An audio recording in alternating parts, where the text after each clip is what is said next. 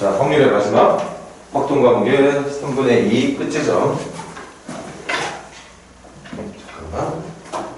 이거를 좀만 더 해야지.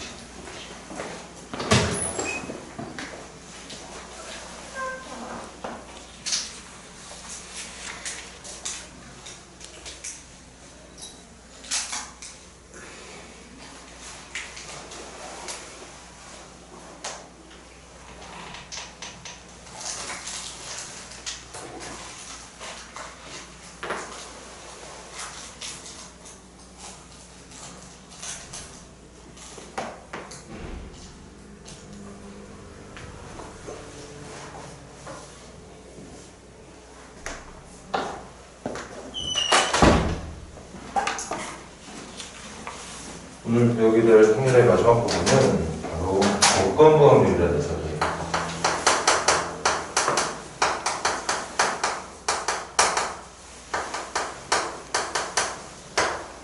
자, 조건부 확률이라는 건 일단 확률을 구하는 거니까 뭐 어떤 확률을 구하는지 선생님이 예를 들어볼게. 사건 A가 발생될 확률을 찾는 거예요. 똑같이 A가 발생될 확률을 찾는 거야. 그럼 그 표현을 보통 이렇게 되죠. A라는 사건이 발생할 확률을 구하라고 하면 항상 우리는 어떻게 썼느냐, 나타날 수 있는 전체 경우, 그냥 쉬운 말을 하자. 뭐 표본 공간이라는 말, 이런 어려운 말 쓰지 말고 내가 하고 있는 시행에서 얻을 수 있는 전체 경우 중에서 사건 A가 나타날 수 있는 경우를 각각의 몇 가지인지를 배세해서 표현하는 게 확률이었단 말이야. 맞아? 여기에 하나가 붙은 게 조건부 확률입니다. 뭐가 붙었냐면 똑같이 A가 A가 경우는 뭔 말이냐? A가 나타나는 경우인데 어쨌든 A가 발생하는 경우 확률을 찾는 게 맞는데 그 A가 발생하기 전에 조건이 붙어.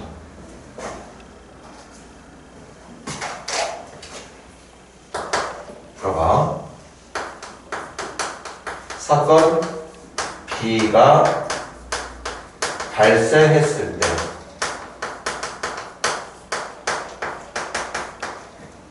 사건 A가 발생할 확률.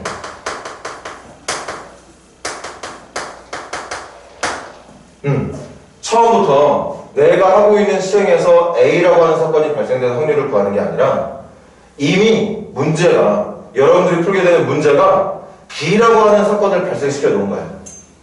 됐어요? B가 발생된 상태에서 A가 발생될 확률을 표현하는 것부터 먼저 보여줄게.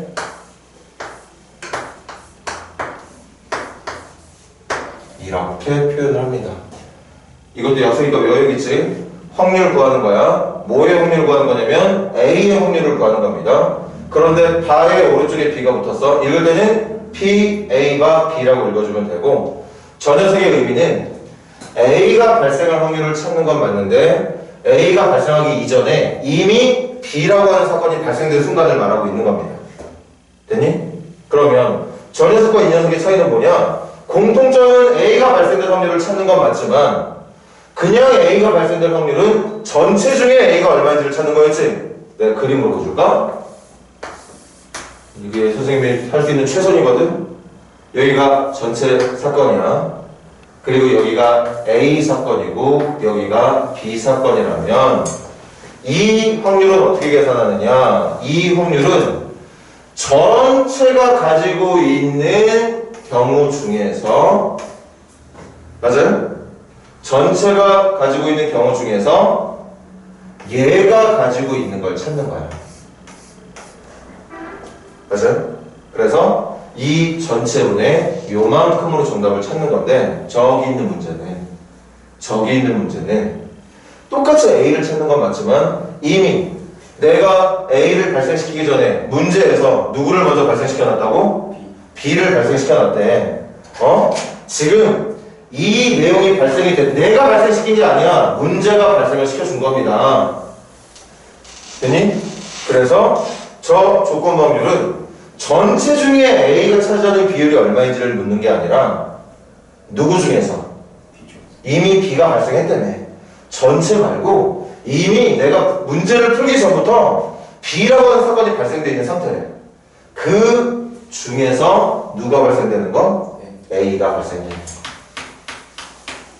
다시 그림 좀 지저분하지만 봐. 일반적인 사건 A가 발생될 확률은 전체 중에 A로 가는 거예요. 하지만 저기 있는 문제는 누구 중에 가는 거냐? B 중에 A를 가는 거야. 요 중에 들어있는 A가 차지하는 비율을 찾는 겁니다. 됐나? 그럼 분모는 전체가 되는 게 아니라 뭐가 돼야 돼? B가 돼요. 그래서 얘들아 외워주자. 이해됐다면 이제 외워주자. 이 확률 계산할 때 사용되어야 되는 분모는 B가 발생될 확률이 분모가 되는 거야. 여기가 분모가 되는 겁니다. 그 중에 분자는 누구? 그렇지. 여기가 분자야. B 중에 A까지 발생되는 걸 찾는 거니까 맞습니다.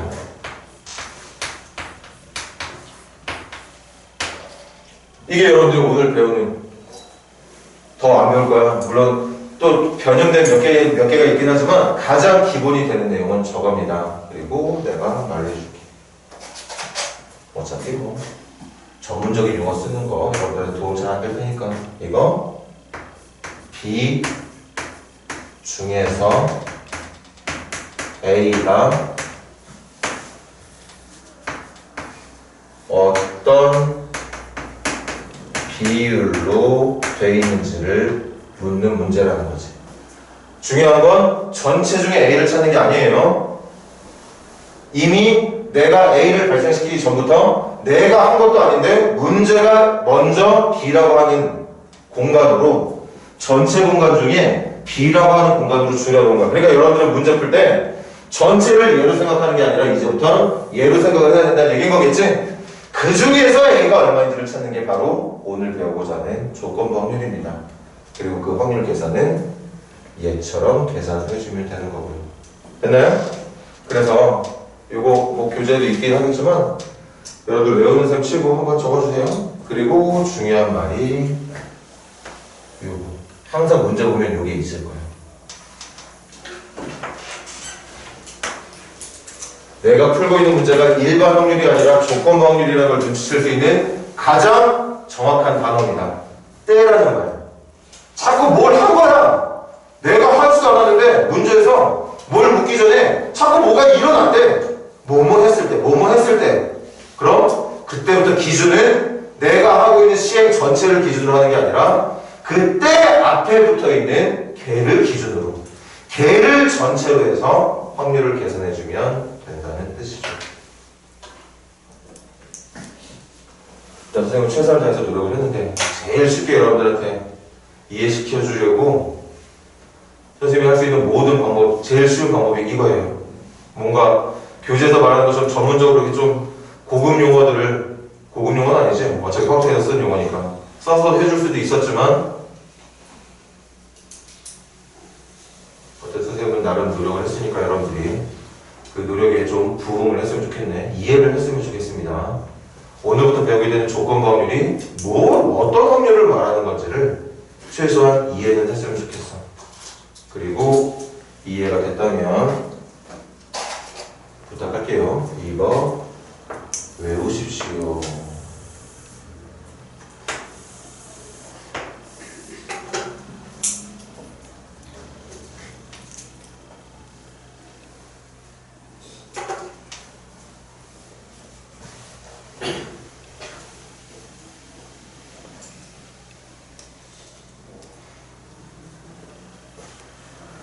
그래서 요거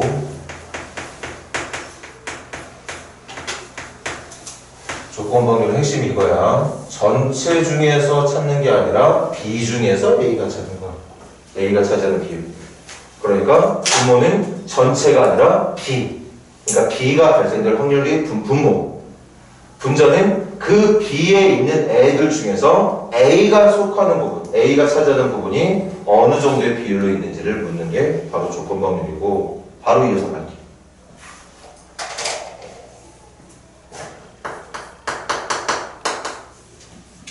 지난 시간에 배웠던 것부터 같이 복습하자. 확률의 덧셈 정리라는 거 배웠습니다.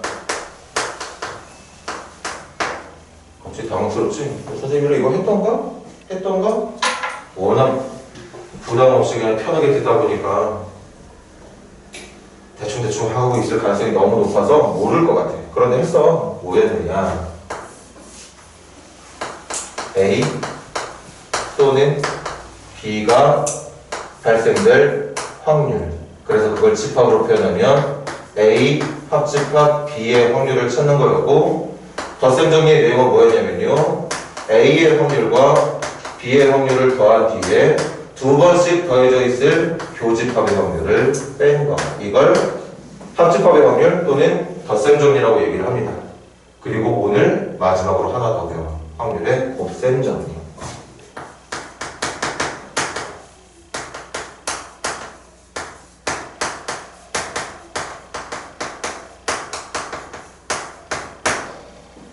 확률의 곱셈 정리는 덧셈 정리는 A도 좋고 B도 좋으니까 A 또는 B가 발생하면 된다. 그런데 지금은 A 그리고 B가 발생될 확률. 다시 말하면 A와 B가 동시에 발생되는 확률을 말하는 거겠지? 그걸 집합으로 표현하면 어떻게 되느냐? P, A 교집합 B의 확률을 찾으라는 얘기인 건데, 그럼 의미는 A도 일어나야 되고 B도 일어나야 되는 거 맞아? 그래서 어떤 생각을 할 위험이 높느냐? 들어봐. 지금은 그런 실수를 해도 당연히 이상할 거 없는 A가 발생해야 되고 동시에 B도 발생돼야 되는 거니까 A가 발생될 확률 곱하기 B가 발생될 확률을 하면 되겠지? 맞아? 그렇게 될 때도 많아. 그런데 일반적으로는 들어 A와 B가 동시에 발생된다는 건 무슨 뜻이냐? 일단 A가 먼저 일어나. 그치? 그런데 여기에 들어가는 게 B가 나타날 확률이 들어가는 게 아니라 A와 B가 동시에 발생된다는 건 A가 일어나고, 됐니? A가 일어나고, 잘 봐. 그 A가 일어난 상태에서 B까지 따라서 발생하는 경우를 말하는 거예요. 맞아? 이게 확률의 곱셈 정리야. 여러분들 저거 외우라고 그랬지? 저거 외운 친구들 이거 할 수 있어. 왜? 교집합 확률을 구하고 싶으면 이거 일로 넘기면 되는 거거든. 맞아? 넘기면. 잘 봐. 이걸로 해볼게. 이 PB 이쪽으로 넘겨주면 PB 곱하기 얘가 되는 거 맞아? 그럼 들어. A와 B가 동시에 발생될 확률은 이게 넘어와서 B가 발생되고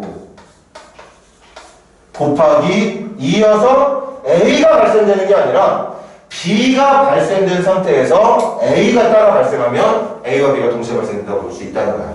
그래서 교집합, 곱셈정이라고 불리는 두 사건이 동시에 발생될 확률은 얘처럼 계산이 돼야 된다. 근데 이걸 여러분들이 지금 처음 보니까 와 어려운데 싶지? 중학교 2학년 때 했다? 선생님 예를 들어줄까? 중학교 2학년 때 해볼게. 제비가 10장이 있습니다. 그 중에서 2장은 당첨제비야.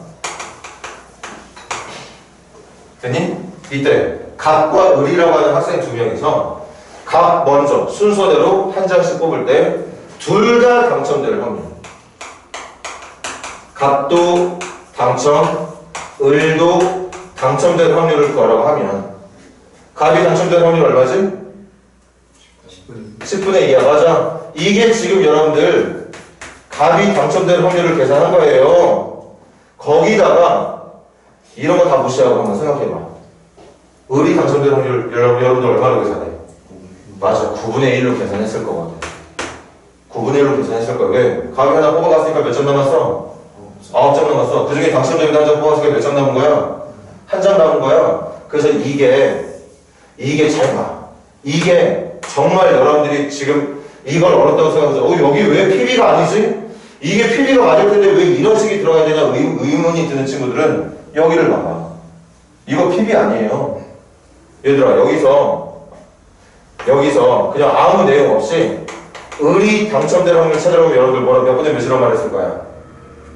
10분의 1이라고 말했을 거 아니야?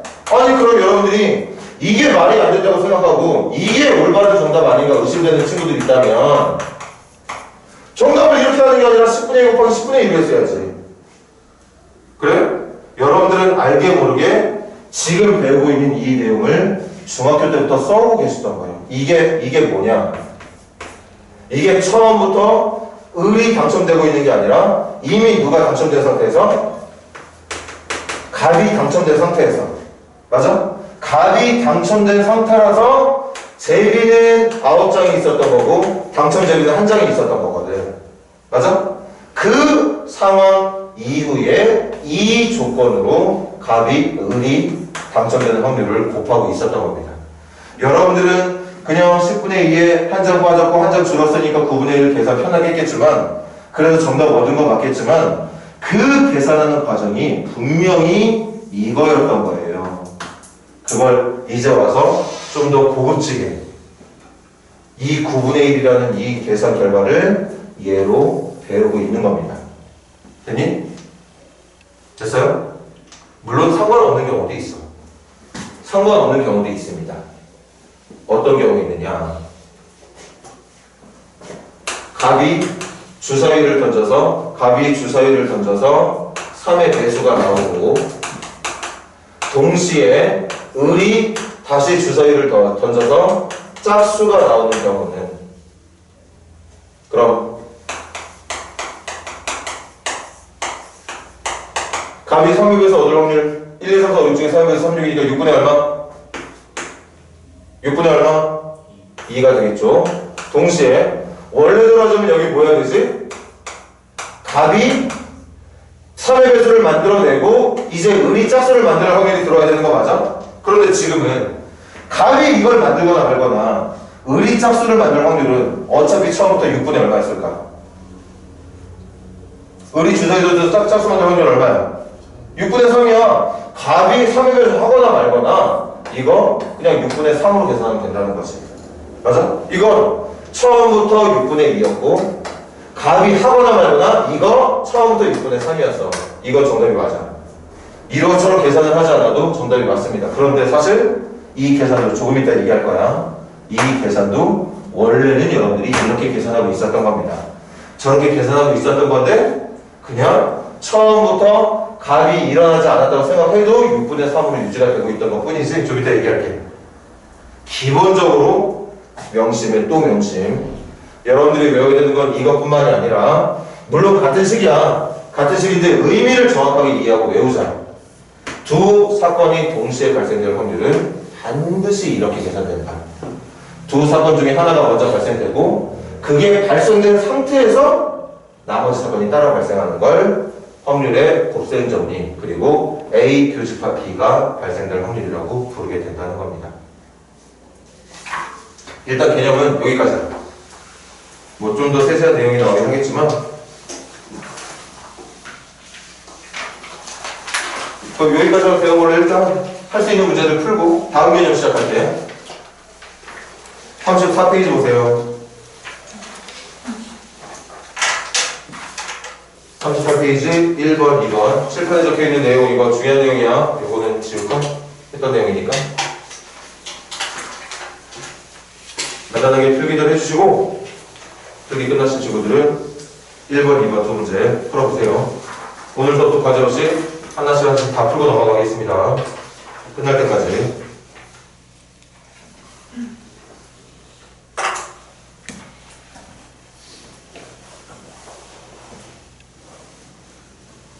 문제를 풀 수 있고 없고는 선생님이랑 문제 풀면서 실력 조금씩 높여가면 되는 거고 풀다 보면 실력 좋아질 거야. 그 전에 지금 당장 풀 수는 없어도 오늘 배우고 있는 조건부 확률이 뭐인지는 이해하자. 사실 이해가 잘 됐다면 문제도 어느 정도 풀리긴 할 건데 조건부 확률이라는 건 어떤 사건이 발생할 확률을 찾는 건데 그 사건을 발생할 확률을 처음부터 그냥 생짜로 찾는 게 아니라 내가 사건을 발생시키기 전에 이미 다른 어떤 사건이 발생이 돼 있어. 그러니까 확률을 계산할 때 전체 중에서 A의 경우를 찾지 말고 이미 발생된 사건 중에서 A를 찾아라. 그게 조건부 확률이에요. 그리고 그걸 변형해서 만든 게 곱셈 정리. 곱셈 정리는 두 사건이 동시에 발생될 확률을 찾는 거예요. 두 사건이 동시에 발생될 확률은 이 이름을 A하고 B로 따지면 PA 곱하기 PB가 아니다. PA 곱하기 PB가 동시에 발생될 확률인 게 아니라 PA가 먼저 발생이 되고 A가 먼저 발생이 되고 그 A가 발생된 상태에서 B까지 발생될 때 우리는 A와 B가 동시에 발생한다고 얘기를 한다. 그게 곱셈 정리였습니다.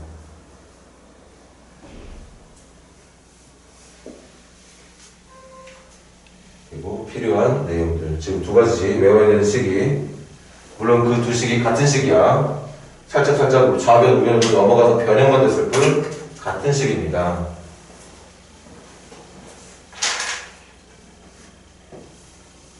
자, 1번 문제 간단하게 해볼게. 질문, 맨 마지막 질문. 대중교통으로 통학할 확률을 찾는 거지? 맞아? 만약에 이 문제가 대중교통으로 통학할 확률을 찾는 거였으면 전체 몇 명 중에? 300명 중에 대중교통 몇 명이니? 190. 정답이 300분의 190이었을 거야. 맞아? 근데 지금 문제는 300분의 190이 정답이 아니라 거기 계속 나올 때마다 동그라미 쳐주세요. 때에다가 동그라미 쳤대. 두 번째 줄 앞쪽에 때에다가 이미 뭐가 발생됐지? 이미 그 통학 거리가 3km 이상인 애들이 뽑혔대. 맞아? 전체 수준에서 찾지 말고 이미 통학 거리가 3km 이상인 애들이 뽑혀있대. 그러니까 나는 전체 수준에서 찾는 게 아니라 통학 거리가 몇 킬로미터 이상인 애들? 3km 이상인 애들. 그러면 분모 역할을 해야 되는 건 300이 아니라 몇이 돼야 되는 거죠? 120. 맞아요. 120이 돼야 되는 거예요. 120명 중에서 찾으라는 뜻이었던 거야. 120명 중에서 대중교통 몇 명? 90명. 정답 120분의 90이 되는 겁니다. 4분의 3이 되는 거. 너무 쉽지? 좀 이따가 또 설명을 하겠지만 조건 확률 풀 때 쉽게 풀 수 있는 방법 중에 가장 좋은 조건이 뭐냐? 가장 좋은 방법이 뭐냐? 지금처럼 표를 만들어 보는 거예요. 표가 있으면 문제 푸는 거 너무 쉬워. 어쨌든 정답은 4분의 3이고요. 2번 문제 한번 시작해 보세요.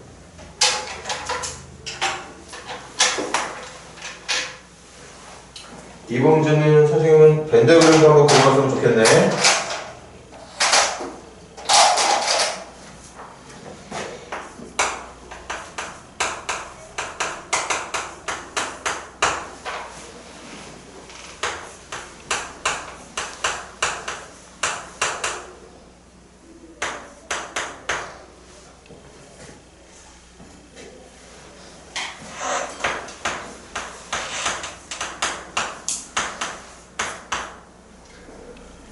최소한의 집합 지식은 남아 있으셔야 문제 푸는데 지장이 없어요. 교집합이 뭔지, 합집합이 뭔지, 차집합이 뭔지, 여집합이 뭔지, 그리고 뭐 배웠던 뭐 있더라, 뭐 드모르간의 법칙, 또 뭐 있더라, 차집합을 교집합으로 바꾸는 방법, 이런 굵직굵직한 것들 있지. 그런 것들은 지금까지도 여전히 기억에 남아 있으셔야겠죠. 어차피 확률도 집합 내에서 해결한다고 생각하는 경우가 대부분이거든.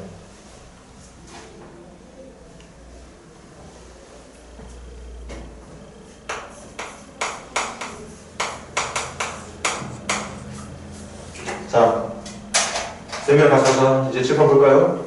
첫 번째가 P에 있는 4분의 1. 이거 저거 뭐 더 이상 간단하게 할 수 있는 게 없네. 아, A가 발생될 확률이 전체 중에 4분의 1만큼이구나. 25%구나. 뭐 그런데.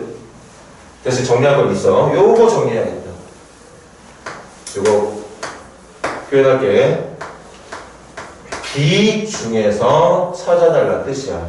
B 중에서 누구도 같이 발생된 거? A도. B 중에서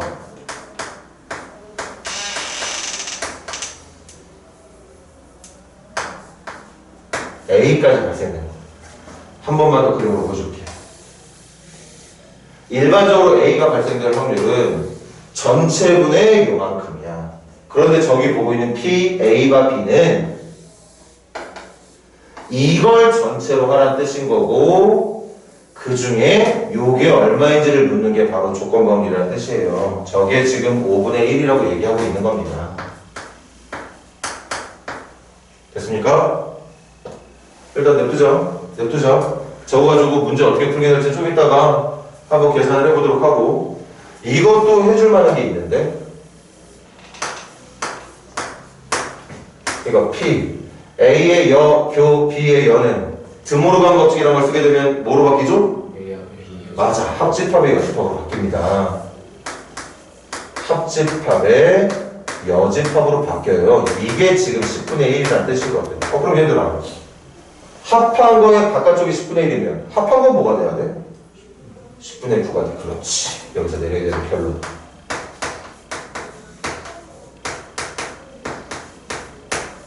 이런 뜻이었다고요. 당연한 거 맞잖아. 얘들아, 이것도 그림을 보여줄게. A, B가 어떻게 생겼는지 거기다 이렇게 생겨서 치자. 지금 문제가 말하는 게 뭐야? 여기 합한 거에 바깥쪽 여기가 10분의 1이래요.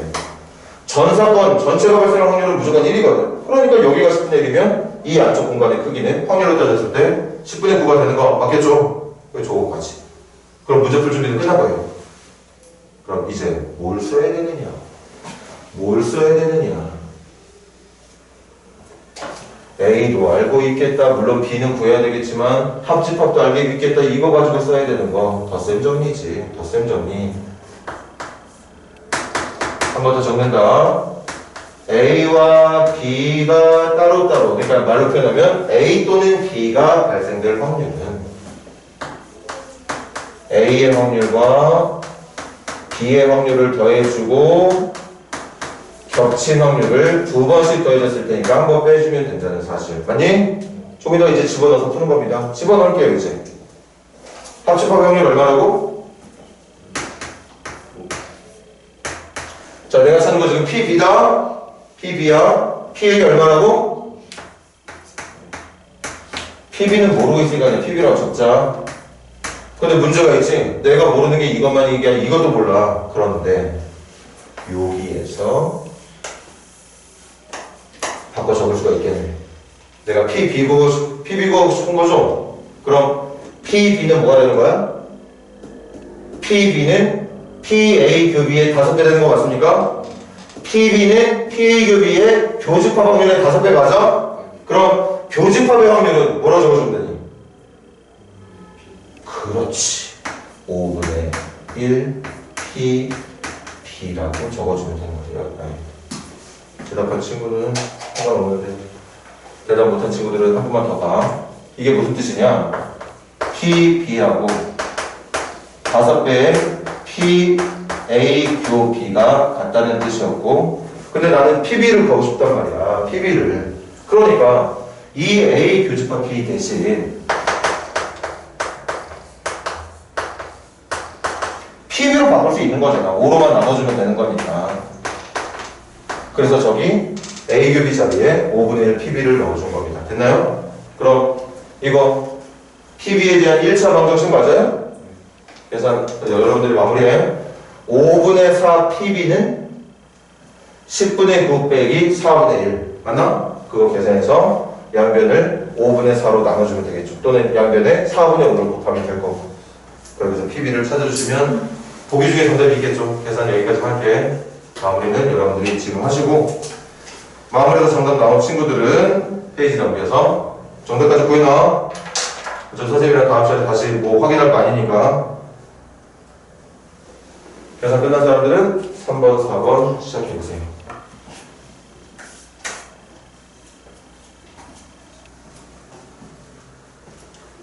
좀만 더 집중합시다. 잘하고 있는데 좀만 더.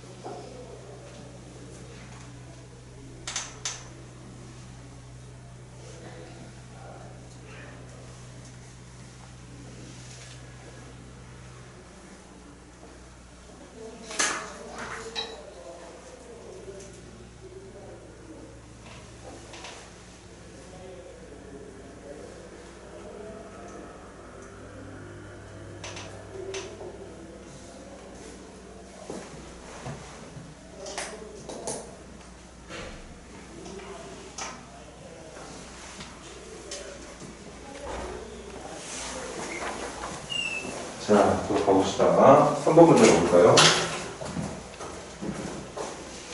자, 문제 잘 봤죠? 선생님이랑 같이 한번 더 해석해보자고. 흰 공, 검은 공이 각각 5개, 4개. 갑이 1개의 공을 꺼내고 을이 1개의 공을 꺼낸다. 꺼낸 공을 다시 상자에 넣지 않는데, 그지?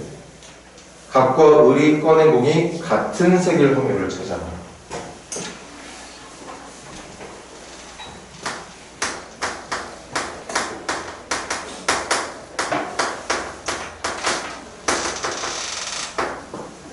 됐습니까?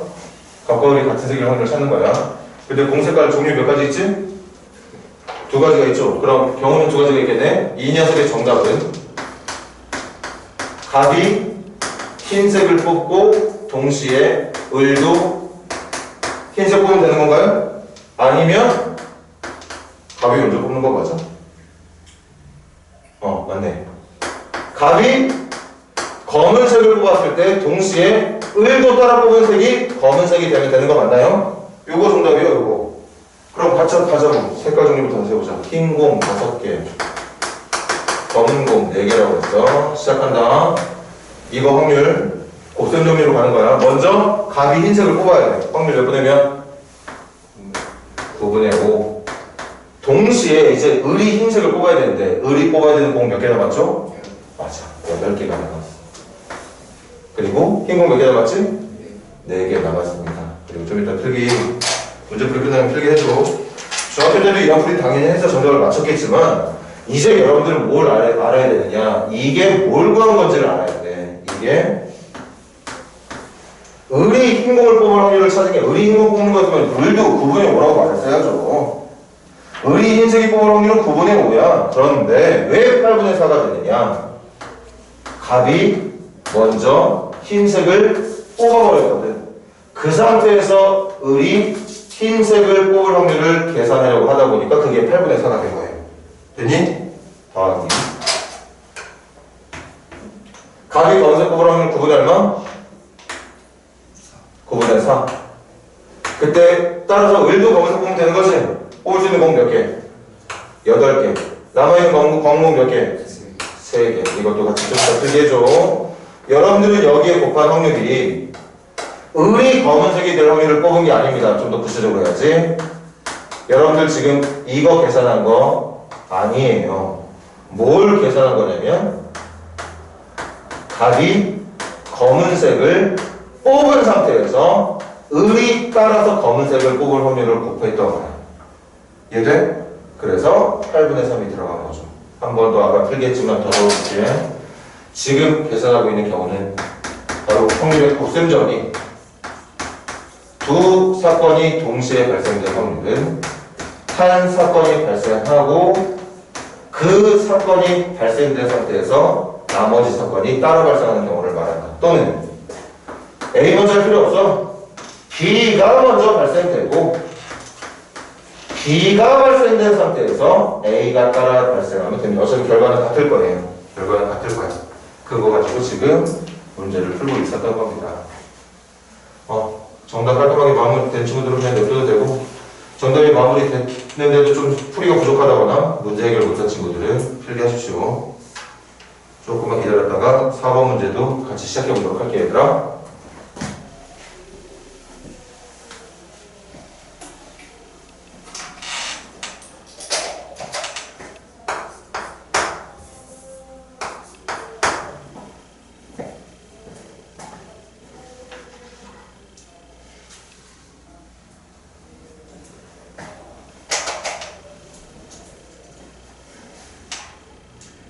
이런 문제들도 아마 풀어본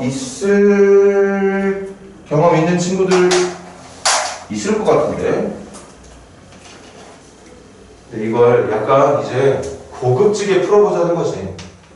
풀이는 쉽게 할 수 있어도 이제 뭐가 뭔지를 알면서 풀어보자는 얘기야. 중학교 때는 써보지 않았던, 한 번도 쓴 적 없는 단어, 조건부 확률이라는 말 써가면서, 또는 곱셈정리라는 말 써가면서 이제 확실하게 단어까지 동원해서 표현할 수 있는 능력 갖춰보자는 얘기예요. 문제 한번 좀 더 찾으려고 노력해봐.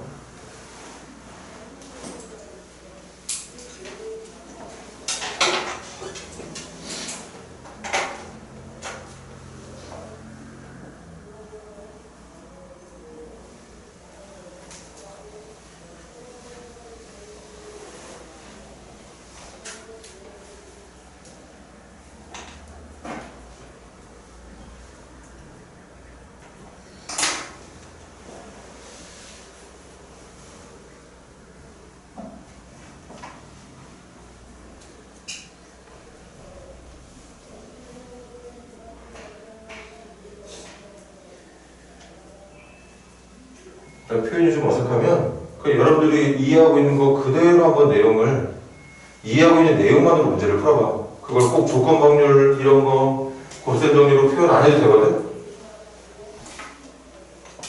이제부터 그렇게 표현하는 방법까지도 익혀야 되겠지만 당장 그런 표현하지 않아도 정답을 계산할 수 있는 능력이 있다면 정답을 계산해 보세요.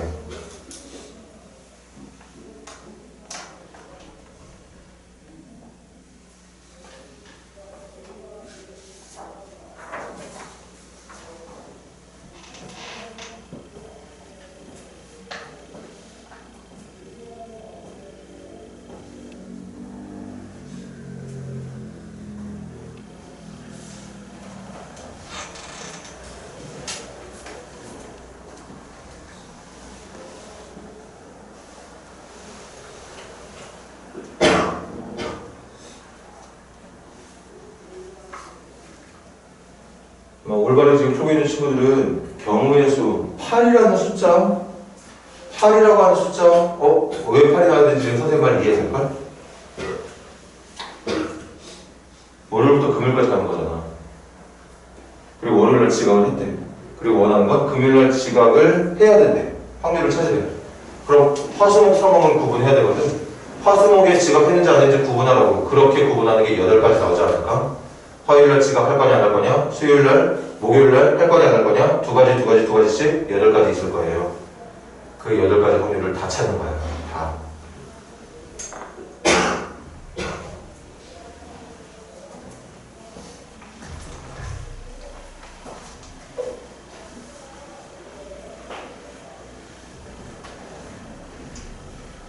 자, 일단 한번 우리 어린 수준, 어린이들의 풀이, 중학생들의 풀이들 한번 해보자고. 문제만 이해하면 풀 수 있는 정도로. 문제가 뭐라고 얘기했느냐. 근데 선생님 지각했다 안 했다 말 적기 좀 귀찮거든.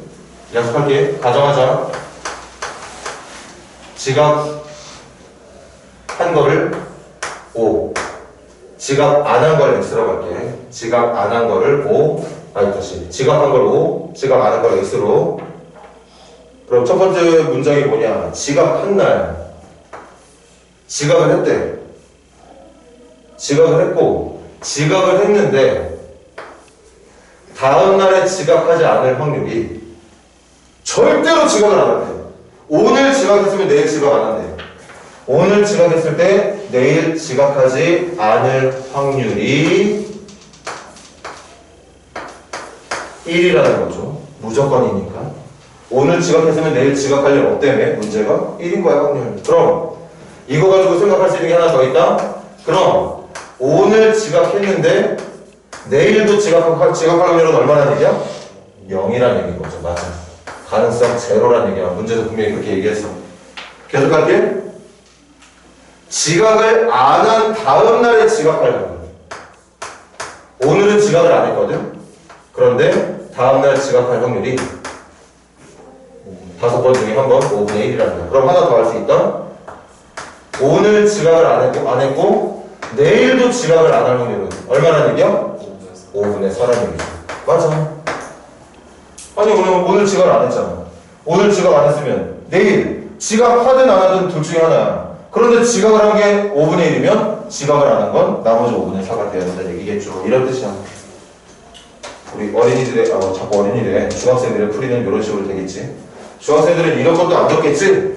그냥 머릿속으로 뭐 표시를 했겠지. 나름대로 지각했는데 안 하는 거 뭐 1, 지각했을 때 내일 지각하는 거 0, 뭐 이런 식으로.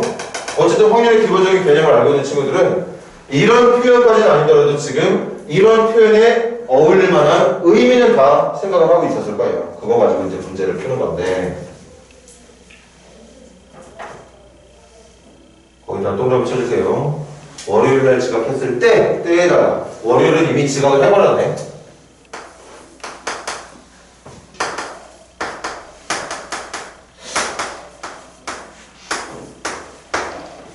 월요일은 이미 지각을 해버렸습니다. 그리고 어떤 확률을 찾는 거냐? 금요일에도 지각을 했으면 좋겠답니다. 됐니? 그럼 화수목 상황 이제 찾으러 가야지. 화수목. 자, 모든 경우 8가지 나올 거야.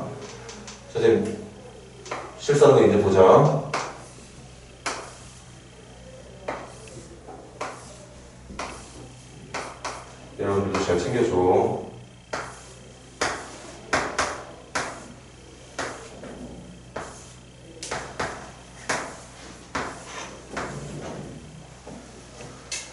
x 한 번 됐고 이제 x 두 번 갈까? x 두 번 갑시다.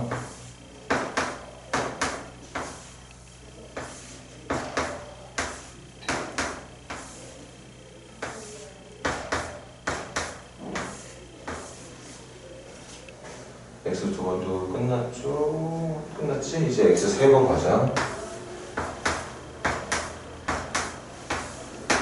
지금 문제 원하는 게 이 상황인 거 맞아?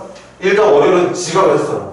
그리고 금요일날도 지각을 하는 확률을 찾는 거야. 그때 중간 화, 수, 목에 어떻게 지금 얘가 하고 있는지를 이제 찾아주면 되는 거지. 가자. 이거 계산할게. 월요일날 지각했어? 화요일날 지각해야 된대. 얼마? 확률? 여기 확률 얼마지? 0이야. 그럼 우리 이외에 계산할 필요 없네. 그냥 0. 이거 얼마입니까? 0입니다. 이거 얼마예요? 0입니다. 그러니까 지금 얘는 지금 위에 적혀있는 이 세 가지의 경우 절대 만들어낼 일이 없다는 얘기야. 왜? 문제에서 이거 안 할 거라고 그랬거든. 이거 안 할 거라고 그랬어. 그지? 그럼 이제 네 번째 가자. 네 번째도 보니까 알겠네. 여기 어때? 이거 요거는 얼마야 확률이? 요거 1이야. 1 곱하기 요건 얼마입니까? 1 곱하기 중간중간 하는 거야. 요거 하나 계산하고 요거 하나 계산하고 요거 하나 계산하고 요거 하나 계산하는 거거든. 맞잖아. 여기는 1이야. 1 곱하기 이거 얼마? 5분의 1 곱하기. 그런데 이게 얼마야? 0이니까 계산할 일이 없는 거죠. 이거 얼마죠? 0입니다. 이거 0 안 나오겠네. 가자. 지각하고 나서 다음날 지각 안 하는 확률 얼마라고? 1 곱하기 요거 1. 그 다음 지각을 안 했는데 다음날 지각하는 거 얼마? 5분의 1 곱하기 지각했는데 지각 안 하는 거? 1 곱하기 지각 안 했을 때 지각하는 거 얼마? 5분의 1. 그래서 일단 얼마? 25분의 1에다가 계속 갑시다. 이거 확률 얼마? 0이겠죠. 이제 이거 하자. 했는데 지각 안 해. 얼마? 1. 안 했는데 안 해. 5분의 4. 또 안 했는데 안 해. 5분의 4. 그 다음 안 했는데 뭐? 지각해야 돼. 얼마지? 5분의 1. 맞아요? 그래서 확률은 125분의 16. 이거 125분의 5. 그래서 더하면 125분의 21이 정답이 된다는 얘기겠습니다. 이렇게 하시고. 아니야. 그 전에 우리 고급지게 배워야지. 고등학생이면 이거 이 정도는 할 수 있어야 돼. 이게 무슨 뜻이냐? 지각을 했을 때 다음날 지각을 안 할 확률이 1이라는 뜻이었던 거예요. 이게 오늘, 이게 내일. 한 개만 더. 이걸로 할까? 지금은 선생님이 이런 식으로 표현했지만 사실 이제부터 여러분들이 어떻게 표현해야 되느냐? 오늘 지각을 했을 때 내일 지각을 하지 않을 확률이 5분의 1이라고 얘기를 하고 있었던 거고. 그리고 그걸 이제 계속 써가면서 여기다도 똑같은 표현을 이제 쓰면서 문제를 풀었어야 되는 건데, 그런 의미로 풀었던 건데, 지금은 여러분들이 쉽게 생각할 수 있게 실제로 저런 동그라미 X 쳐가면서 그냥 하루하루 넘어갈 때마다의 확률이 얼마씩인지를 일일이 계산을 해본 거예요. 뭐 이렇게 계산해도 상관없는 거니까. 혹시 약분되는 거 있나요? 없네? 그냥 125분의 21이 정답이 되겠습니다. 됐니? 네. 여기까지 하고 또 쉬었다 봐. 마지막 시간에 독립과 정속이라는 거 하나만 하면 수업 끝내야 되지 않을까 싶은데 어쨌든 여기까지만 풀게 해놓고 좀 쉬세요.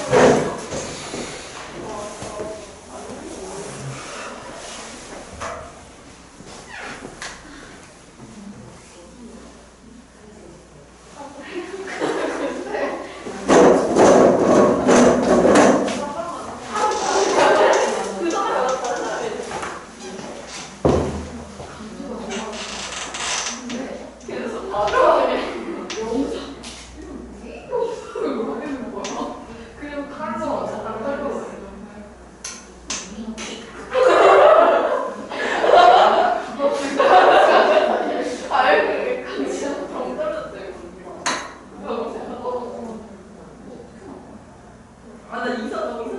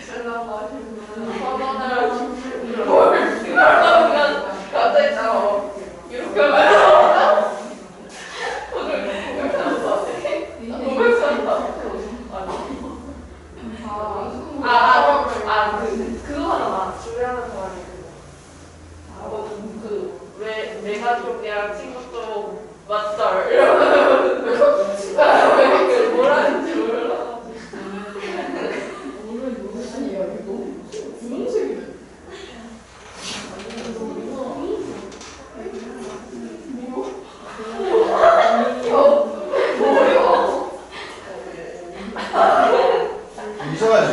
아 너무 녹슬었어. 분홍색이 다 뺏겨졌나? 완전 그 녹슨 냄새가. 얘랑 그거랑. 그래서 와봐. 진짜 안 나는데? 안 나요? 나 어떻게 봤는데? 오셨는데 안 나요?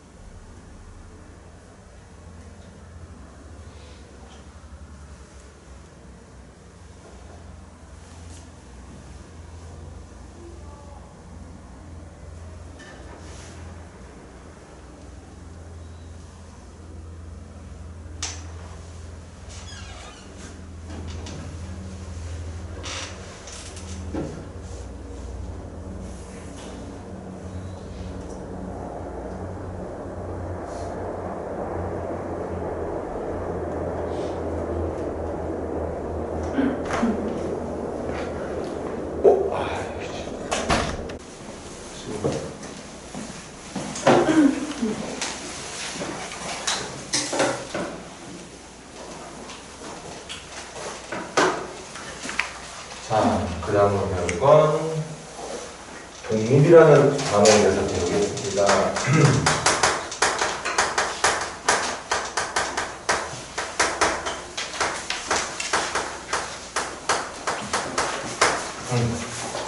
일단 독립이라는 말부터 의미는 이거는 뭐 표현할 수 있는 방법이 얘기하기는 두 사건 A, B가 서로의 발생 여부에 관여하지 않을 때 A가 발생된 사건에서 B가 발생되는 거 또는 B가 발생된 이후에 A가 발생되는 거 아까 예를 들어볼게. 제비를 뽑을 때 A가 당첨자비를 뽑냐 못 뽑냐에 따라서 B가 당첨자비를 뽑을 확률이 달라지나 같아지나? 달라지는 거였지. 그건 A가 어떤 상황이 발생되느냐에 따라 B의 상황이 달라질 수 있다는 얘기야. 맞아? 그런 게 아니라 A가 뭐가 되거나 말거나 B가 발생될 확률은 처음부터 변함없이 일정하게 유지되는 그런 두 사건의 관계를 독립이라고 부르는데, 여러분들이 독립하고 독립이 아닌 걸 구분할 수 있는 가장 좋은 쉬운 예를 들어볼게. 아까처럼 제비로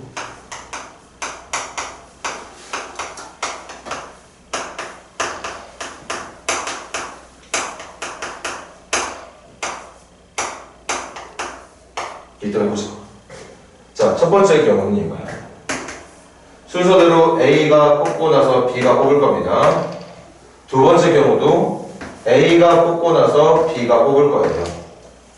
그런데 첫 번째 경우는 A가 뽑았던 제비를 돌려놓지 않는, 그걸 비복원이라고 얘기해요. 복원시키지 않는 걸 말하는 거지. 뭐 한자긴 하지만 어려운 뜻은 아닐 거야. 처음에 뽑았던 제비를 원래 제비통에다가 다시 돌려놓지 않고 뽑은 거 그냥 버려버리는. 그리고 두 번째는 뽑았던 걸 다시 보관시켜 놓는. 그럼 첫 번째 경우에 대해서는 A가 당첨 제비를 뽑을 확률이 얼마가 되는 거예요? 10분의 2 되는 거 맞니? B가 당첨 제비를 뽑을 확률은 9분의 1. 이렇게 원래 B가 뽑은 당첨 제비를 뽑을 확률이 10분의 2가 돼야 되는 건데, A가 당첨 제비를 뽑아가는 바람에, 또는 A가 당첨 제비를 뽑지 못하는 바람에 B가 당첨 제비를 뽑을 확률이 처음에 10분의 2와는 달라지는 상황. 이때 A, B는 독립관계에 있다고 볼 수 없습니다. 영향을 받으니까. 맞아요? 그런데 이거 봐봐. A가 당첨 제비를 뽑을 확률 얼마? 10분의 2. 동시에 B도 당첨 제비를 뽑을 확률 얼마? 10분의 2가 되는 거죠. 이건 A가 당첨 제비를 뽑든 또는 A가 당첨 제비를 뽑지 못하든, 당첨 제비를 뽑아도 당첨 제비를 뽑지 못해도 어떤 상황이 발생해도 B가 당첨 제비를 뽑을 확률은 여전히 10분의 2가 된다는 거지. 맞습니까? 그래서 두 사건이, 저기 필기의 의미가 그래도 선생님이 쉽게 표현하려고 노력해도 잘 안 될 것 같아서 예를 든 거야. 어떤 두 사건이 서로가 서로한테 발생하는 거에 대해서 관여를 하지 않는 어떤 경우. 다시, 두 사건이 서로의 발생 여부에 관여하지 않는 두 사건의 관계를 독립이라고 말을 하게 됩니다. 됐니? 쉽게 말하면 서로가 서로에게 이렇게 표현할까? 정확한 표현은 아닌데,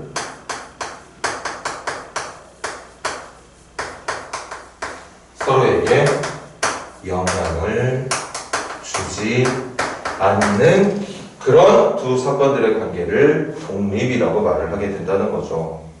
됐습니까? 그럼 어떤 사건들이 독립이고 어떤 사건들이 독립이 아닌지를 찾을 수 있는 방법이 있는데 외우셔야 됩니다. 우리 곱셈 정리 다시 한번 해볼까?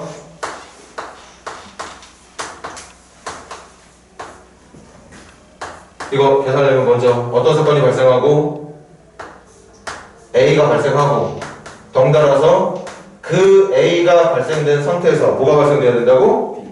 B가 발생이 돼야 되거든요. 이게 확률의 곱셈 정리였어.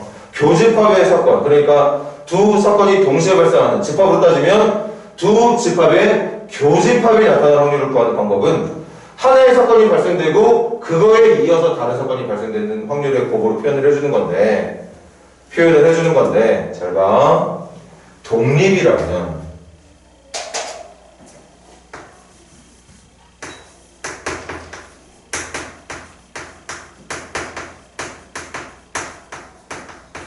각각의 사건들이 서로에게 영향을 주지 않는다면, 시작해보자. A가 먼저 발생이 돼야 돼. 그런 다음에 여기에 곱해져야 되는 게 이거거든. 그런데 봐. 독립이 맞다면 A가 발생이 되거나 말거나, 이건 처음부터 뭐라고 그랬지? PB라고 그랬죠? 여기 봐봐. 이게 이 자리에 들어가는 게, 얘들아, 이 자리에 들어간 게 원래 A가 발생되고 나서 B가 발생된 확률, 그래서 9분의 1이 들어간 거야. 여기도 원래는 이거야. A가 발생되고 나서 B가 발생된 확률을 계산한 겁니다. 그런데 A가 발생이 됐는데도 불구하고 얘는 처음부터 누구랑 같았던 거예요? PB랑 같았던 거야. 얘가 발생이 되건 발생이 되지 않건 다시 A가 발생이 된 상태에서 B가 발생하는 확률이건 A가 일어나지 않는 상태에서 B가 일어나는 확률이건 어떤 모양이든지 얘는 처음부터 PB였던 거야. 변함이 없었던 거죠. 그래서 여기에 이렇게 계산되는 경우. 아까 말했지? 교집합의 확률은 절대 이렇게 계산하는 거 아니라고. 그런데 두 사건이 독립일 때는 이렇게 계산이 됩니다. 언제? 독립일 때는. 그래서 이걸 외워주시면 되겠어요. 자, 두 사건이 독립인지 아닌지를 구분하는 유일한 방법이에요. 이 방법 말고는 절대 독립인지 아닌지를 찾을 수 있는 방법이 없습니다. 명심하자. 일반적인 교집합의 확률은 이렇게 찾는 게 맞는데 원래는 이렇게 찾아야 정답이 나오는데 그 교집합의 확률을 이렇게 계산해도 정답이 나온다면 이렇게 계산을 해도 정답이 나온다면 그때 두 사건 A, B는 독립이라고 말할 수 있다는 거죠. 됐죠? 그래서 결론 내려. 미리 결론 이 얘기부터 했는데 두 사건이 독립이라는 건 결국 무슨 뜻이냐? B가 발생한 상태에서 A가 발생하는 것이든 아니면 B가 발생하지 않은 상태에서 A가 발생하는 것이든 B가 발생하거나 말거나 A가 발생될 확률은 처음부터 PA로 유지가 되는 두 사건의 관계를 독립이라 부른다. 그래서 한 번 더 원래의 교집합의 확률은 하나의 사건이 발생되고 그 사건이 발생된 상태에서 나머지 사건이 따라붙으면 교집합의 확률이 완성이 되는 건데 여기도 원래 이게 적혀야 되는 건데 이 계산 결과가 A, B가 독립이라면 이거 상관없어. 발생되거나 말거나 어차피 PB야. 그래서 PB로 계산했을 때도 교집합의 확률이 나온다. 그러면 두 사건은 독립이라고 말을 하게 되는 거. 이거랑 같이 여러분들이 연결해서 또 외우고 있어야 되는 게 이미 배웠던 내용인데 같이 한다.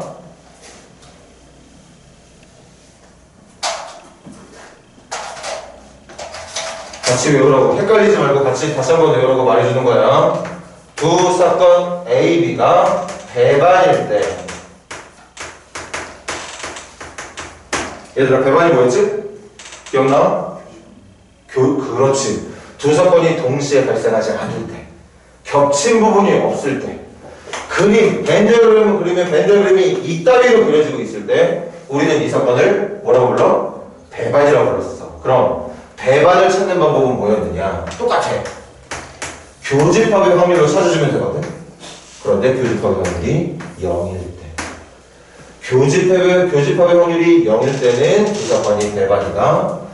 교집합의 확률이 각 사건의 확률들을 곱으로 표현해도 정답이 나올 때는 독립이다. 같이 헷갈려들 하지 말고 구분 잘해라. 독립관계는 서로가 서로에게 영향을 안 주는 거.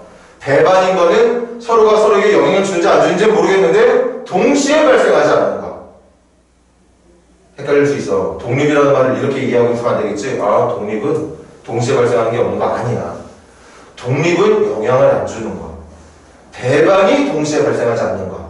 그래서 독립의 문제를 풀 때와 배반의 문제를 풀 때 여러분들이 사용해야 되는 건 독립일 때는 무조건 이걸 쓰는 거고 배반일 때는 무조건 이걸 쓰는 겁니다. 독립일 때는 교집합의 확률이 두 확률의 곱으로 표현될 때 독립. 배반일 때는 교집합의 확률이 0이 나올 때 배반이라고 기억하고 있으면 되는 거죠. 그리고 솔직히 말하면 이걸 이해를 해야 되는데 이해를 못하더라도 여러분들이 문제를 풀려면 이걸 외우셔야 돼요. 독립은 이걸 만족하고 배반은 이걸 만족한다는 걸 기억하고 계셔야 됩니다. 그럼 일단 이번 주 오늘까지의 개념 수업은 여기까지예요. 요거 가지고 이제 문제 좀 더 풀고 마무리 지을 건데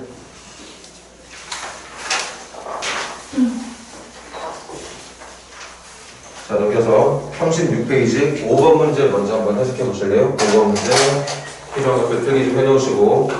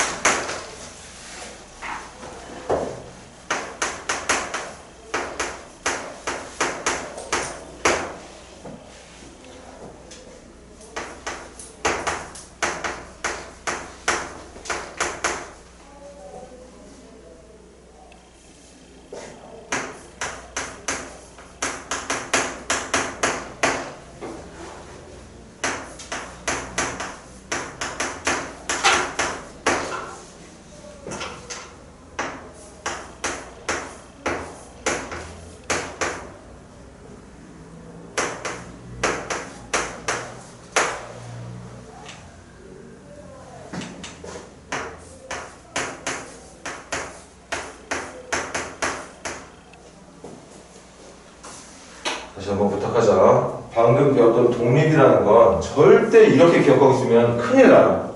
독립은 동시에 발생하지 않는 거보다 아니야. 독립은 동시에 발생할 수 있습니다. 겹친 부분이 있어요. 겹친 부분이 있어. 착각들 하지 말라고. 독립은 겹친 부분이 없는 게 아니라 겹친 부분이 있습니다. 그럼 독립의 의미는 뭐냐? 겹친 부분은 있지만 서로가 서로에게 영향을 안 주는 거야. 그 영향을 안 준다는 말을 이해하고 있으면 정말 좋은 건데 이해가 안 되더라도 독립은 교집합의 확률을 두 사건의 확률의 곱으로 표현할 수 있는 관계일 때 배반이야말로 겹친 부분이 없어서 교집합의 확률이 0일 때라는 얘기인 거예요.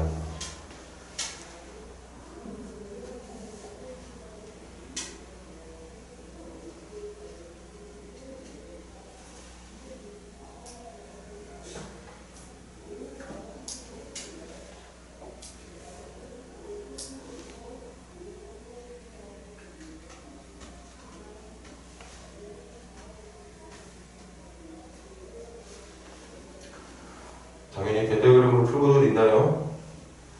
그림 보고서 푸는 게 제일 도움이 많이 될 테니까. 그런데 그 그림을 예쁘게 그려야겠지. 문제가 원하는 조건에 맞게 그림을 그려야 돼, 벤데그램을.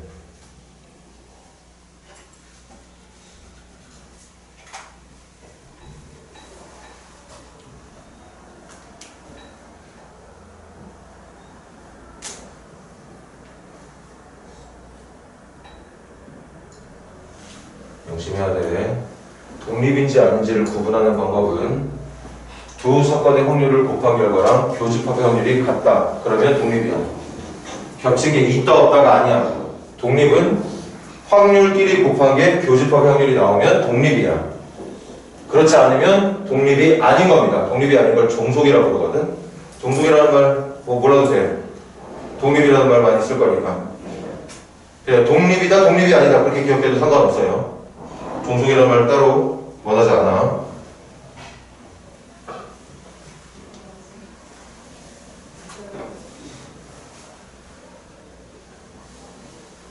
자, 한번 해보자. 자, 그림 그린 거 볼래? 선생님처럼 그림을 그렸어야 돼. 벤데그램을. 원래는 벤데그램이 어떻게 그려져야 되느냐? 여러분들 중학교 1학년 때 집합 3개의 벤데그램 그리는 거 다들 해봤지? 이렇게 그리는 거. 지금도 그렇게 그릴 뻔했어, 선생님은. 그런데 문제에서 누가고 누가 배반이래? A하고 C가 배반이라잖아. 그럼 최소한 이렇게 그려줬어야지. 이렇게. 그렇죠. 아니면 저는 그래도 이렇게 그리랍니다. 그래도 상관없어. 그래도 상관없습니다. 대신 여기가 확률이 0이라는 거 표시를 해줘야겠죠. 확률은 0이야. 겹친 부분이 없을 테니까. 근데 그렇게 하는 것보다 이게 낫지 않겠어요? 그럼 A하고 C의 관계라던가 B하고 C의 관계에 대한 B, C의 관계는 있네. 독립이라고. 뭐 그거는 좀 이따가 그거 독립의 조건으로 이걸로 풀 거고 지금 나머지 B는 이런 식으로 벤데그램을 그려줘야 되겠네. 이게 이 문제를 푸는데 필요한 올바른 그림이 되겠죠. 그럼 확률 표시해보자. A의 확률 얼마라고 했냐면 5분의 1. B의 확률 얼마라고 했냐면 5분의 2. 당연히 전체, 바깥쪽, 전체 집합의 확률은 1인 거야. 1을 가지고 여기가 나눠 먹고 있는 거죠. 일단 표현은 끝났어. 그리고 질문이 어디였는지 보자. A 합집합 C를 찾는 거거든. A 합집합 C를 찾는 거니까 A 합집합 C를 찾는 거니까 여기하고 여기를 뭐 해주면 되는 거예요? 더해주면 되는 거야. 그럼 저기는 나와 있으니까 누구만 찾으면 끝나는 거니? C만 찾으면 끝나는 거야. 됐어요? 이제 C 찾으러 가자고. 이거 이용해서. 이것도 집합에 대한 지식이 있었으면 참 좋았을 텐데 이거 뭐로 바꿀 수 있지? 차집합으로 바꿀 수 있어. 뒤에 뭐 붙으면 되게? B가 붙으면 되죠. 그래서 집합할 때 배웠지? 선생님이랑 배우지 않은 친구들도 아마 어디 있는가 계속 그런 식으로 들었을 거야. 이거 순수 C 말하는 거 맞습니까?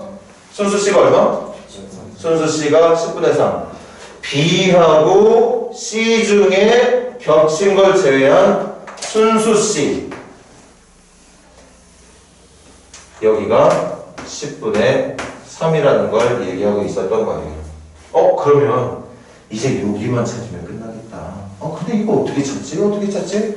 문제도 말아주고 다 이용한 거 같은데 어떻게 찾나? 이용하지 않은 게 있어. 바로 이거 이용 안 했죠. B하고 C는 무슨 관계? 독립관계. 명심해. 독립은 무조건 이거로 푸는 거야. B, C가 독립이 맞다면 B와 C의 교집합의 확률은 누구의 확률과 B의 확률과 누구의 확률을 C의 확률을 곱한 거하고 같아야 된다는 뜻이에요. 됐니? 그래도 문제 풀이가 애매해지네.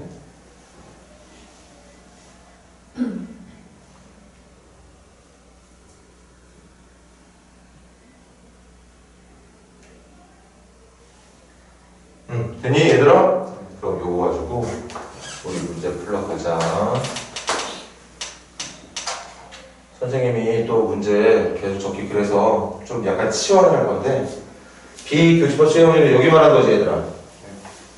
여기를 선생님 좀 편하게 여러분들한테 풀게 푸는 거 보여주게 이 공간을 X라고 얘기해도 되겠지?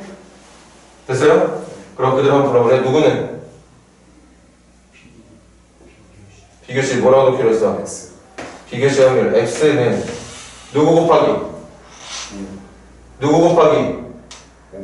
PB 5분의 2 곱하기 PB 곱하기 P 누구? PC PC가 누구게? 그렇지 PC는 10분의 3 더하기 X가 되는 거지. 이렇게 그래서 기억할게요. 요거 계산하면 5분의 2x 5분의 2x 넘기면 5분의 3x 그 5분의 3x가 상수들끼리 계산한 약분은 하지 말까? 50분의 6 50분의 약분 할까요? 네, 그냥 50분의 6 됐습니까? 그럼 양변에 3분의 5만 곱하면 되는 거니까 x는 얼마게? 3분의 5 곱하면 얼마 나올까요? 영상이 이렇게 해야 되냐, 선생님?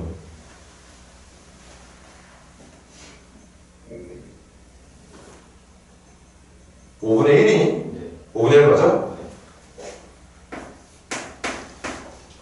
이거 처음이라서 못 풀 친구들 많았겠지만 이제 좀 잘 봐도 분명히 독립이라는 건 교집합의 확률이 각 사건의 확률의 곱으로 표현됐을 때 정답이 등식이 성립하면 돼. 그게 독립이라는 말이 나왔을 때 풀 수 있는 진짜야 유일한 풀이 방법입니다. 유일한 풀이 방법이에요. 아까 말했듯이 영향을 주지 않는다는 그런 내용에 대한 올바른 이해까지 수반이 되면 너무 좋겠지만 안 돼도 솔직히 상관없어. 독립 나오면 무조건 이거 100원 나오면 무조건 이거를 풀면 되는 거니까. 이거 선생님 왜 이용 안 했어요? 뭘 이용을 안 해? 이거 이용했기 때문에 A하고 C의 그림을 이렇게 그린 건데 선생님은 그치? 그리고 독립은 써먹는 건데 이렇게 쓰더라도 지금처럼 이렇게 이런 유의 문제를 처음 푸는 친구들은 이런 풀이 잘 못해. 내가 얘 찾아야 되는 부분을 비교시를 치환을 하세요. 여러분들이 좋아하는 문자로 이 공간만큼에 들어갈 확률이 얼마인지를 문자로 치환을 해주고 그래서 적어주고 알고 있는 거 적어주고 이건 모르고 있지만 치환하게 되면 C 확률이 누구인지도 알 수 있게 될 거니까 결국에 한 문자의 방정식으로 바꿀 수 있다는 거죠. 됐습니까? 그래서 x가 5분의 1이니까 얘들아 마무리 짓자. 5분의 1이면 10분의 2니? 10분의 얼마 되는 거지? 10분의 5가 되는 거죠. 얼마가 되는 거죠? 2분의 1 되는 거 맞아? 그래서 이 문제의 정답을 여기다 적을게. 겹친 거 없으니까 그냥 더해주기만 하면 끝. 5분의 1 더하기 까먹었다. 이거 얼마라고 그랬지? 2분의 1이라고 했니? 이 정답을 10분의 7이라고 말해주면 된다는 얘기였던 거예요. 여기 천천히 하시고 6번 문제 6번 문제 표 나와 있으면 정말 절대적으로 유리하거든요 얘들아. 진짜 유리해. 한번 나와 있는 표 올바르게 해석해서 문제 풀어보도록 하세요.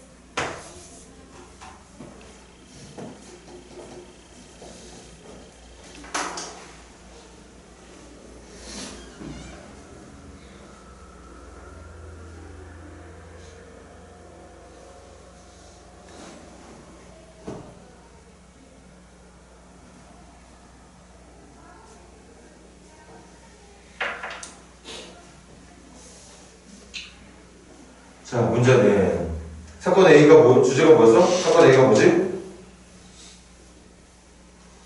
사건 A가 무슨 사건을 A라고 부르겠대?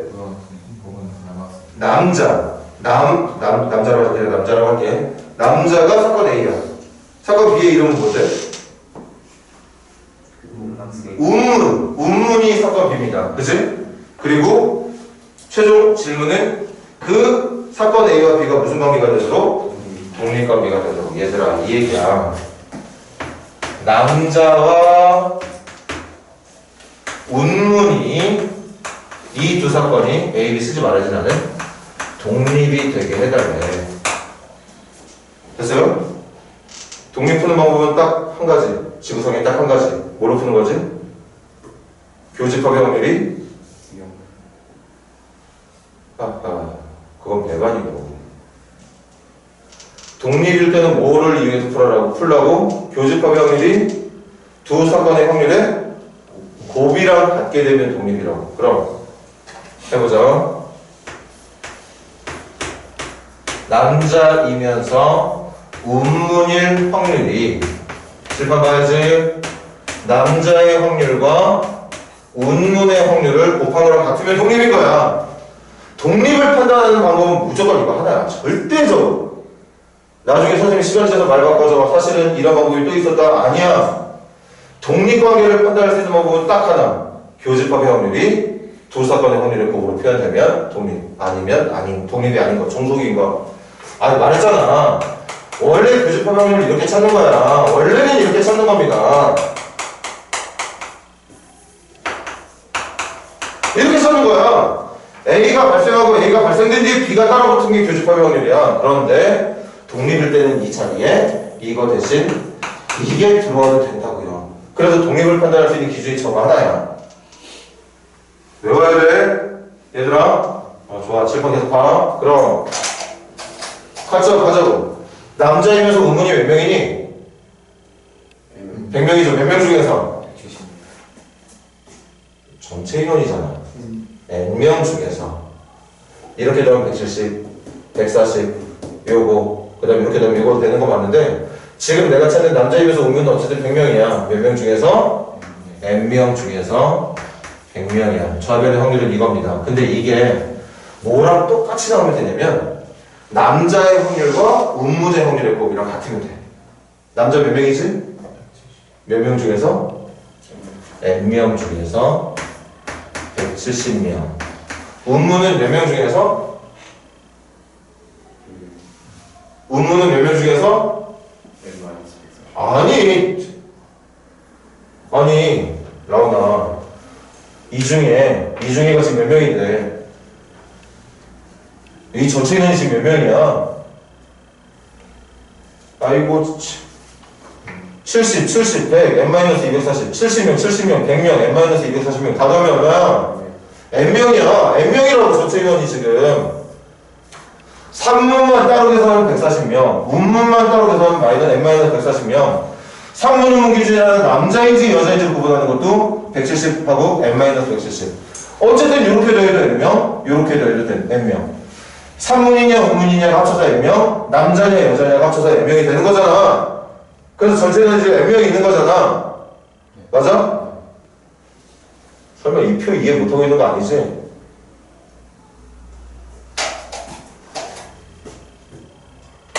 어떤 반에 남학생과 여학생이 있어. 수학이랑 영어가 있어.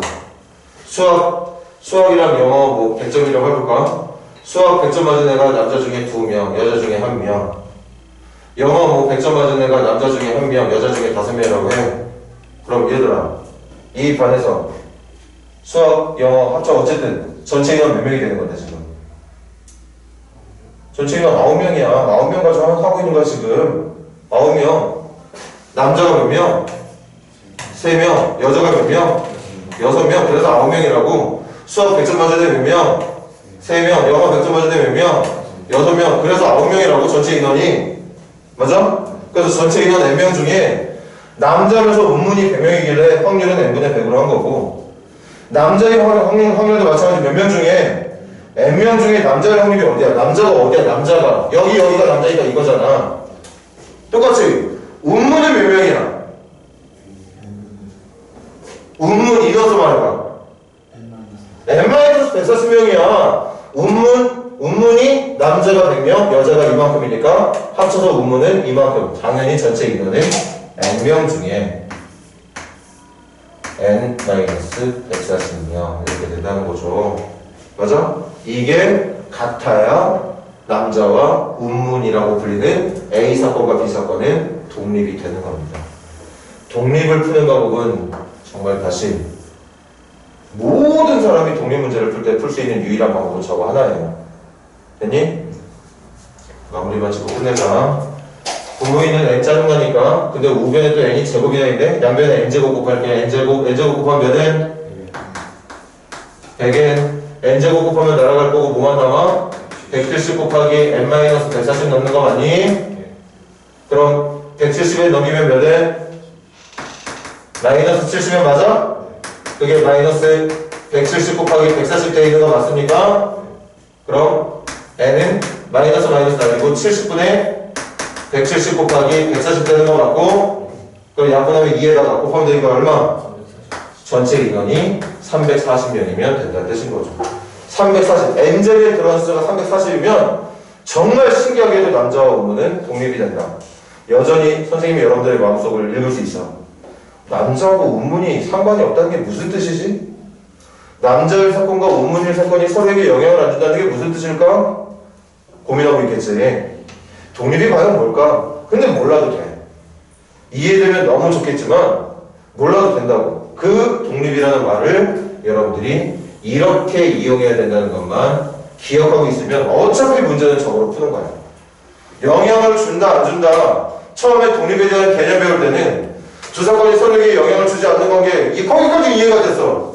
그런데 문제 풀다 보면 지금처럼 아니 개념은 이해되는데 뭐야? 남자고 운문이 영향을 안 준다고? 남자가 발생하거나 말거나 운문이 선택되는 거? 운문이 발생되거나 말거나 남자가 선택되는 거? 서로가 서로에게 영향을 준다는 게 무슨 말일까? 이해 못해도 돼. 풀이만 잘하면 됩니다. 오직 독립은 저 내용만 가지고, 오직 독립은 이 내용만 가지고 푸는 거니까요. 다음 주 토요일날 한 번만 더 하면 이제 그 다음 주부터는 선생님이랑 다시 처음부터 경우에서부터 본격적으로 문제풀이 열심히 하면서 그때는 이제 과제도 막 나갈 거야. 공부 본격적으로 진지하게 한번 해봅시다. 다음 주까지만 마무리 짓고. 자, 수고들 했습니다. 필기들 하시고 좋은 주말 보내시고요.